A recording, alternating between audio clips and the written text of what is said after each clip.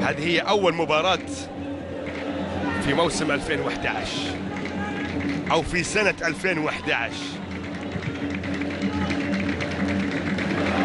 مرشدي يلعب له كرة للأمام عند الفريدي.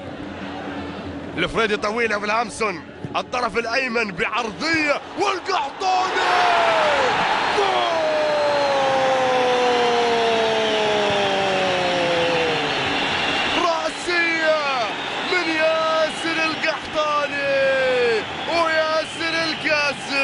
في مرمى نجران بهدف ثاني بعد عرضية من كريستيان فيلهامسون.